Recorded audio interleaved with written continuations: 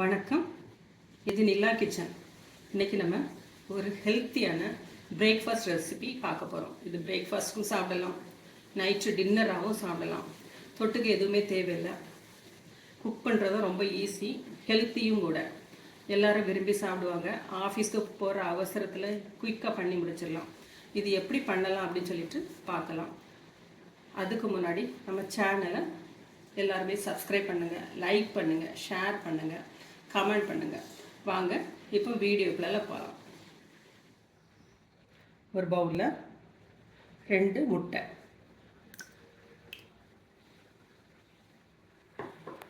அதோட ஒரு 1/2 டீஸ்பூன் அளவுக்கு உப்பு, 1/2 டீஸ்பூன் அளவுக்கு பெப்பர் பொடி, 1/2 டீஸ்பூன் அளவுக்கு மஞ்சள் பொடி, 1 கப்பு ஓட்ஸு,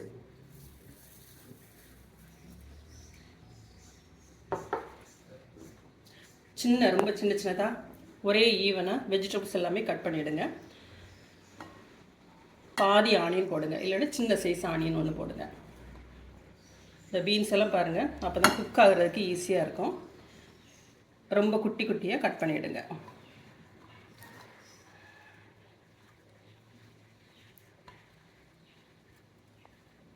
கேரட்டு, நம்ம பெப்பர் போட்டிருக்கோம், அது 1 பச்சை மிளகாய், கட் பண்ணி வச்சுருக்கிற கொரியாண்டர் லீவ்ஸு, இது எல்லாமே நல்லா மிக்ஸ் பண்ணிவிடுவோம்.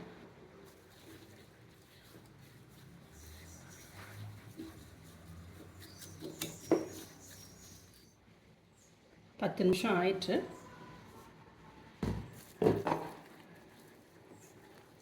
ஓட்ஸ் நல்லா ஊறிட்டு இப்போ இதை சுட்டு எடுத்துடலாம். இந்த அளவுக்கு இருக்கட்டும். ரொம்ப கட்டியாக இருந்ததுன்னா கொஞ்சமாக தண்ணி விட்டுடுங்க, இது கரெக்டாக இருக்கும். பேன் அடுப்பில் வச்சுடுங்க. சூடானோடனே இதை இதில் விட்டுடலாம்.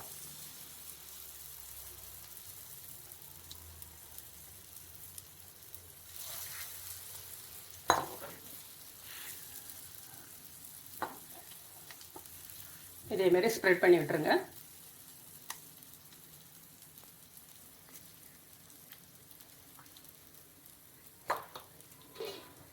ஸ்லோ ஃப்ளேமில் ஒரு மூடி போட்டு குக் பண்ணுறேங்க. இப்போ இதை திருப்பி போட்டுடலாம். ஒரு பக்கம் நல்லா வெந்துச்சு. இதை அப்படியே திருப்ப முடியாது. ஒரு பிளேட்டை மேலே வச்சுருங்க.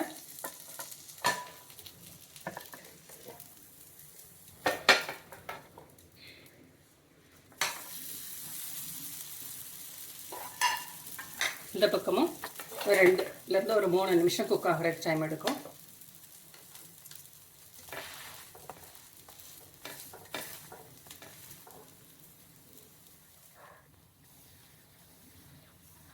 இதை இப்போ எடுத்துடலாம். ஸ்டவ் ஆஃப் பண்ணிடுங்க.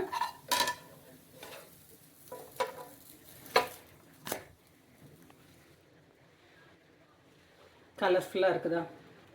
சாப்பிட்றதுக்கும் அதேமாரி நல்லாயிருக்கும், ஹெல்த்தியாகவும் இருக்கும். இதேமாரி நீங்களும் செஞ்சு சாப்பிட்டு பாருங்கள். பார்த்துட்டு எப்படி இருக்குன்னு ஃபீட்பேக் கொடுங்க. இது பேச்சுலர்ஸ் எல்லாத்துக்குமே நல்லாயிருக்கும்.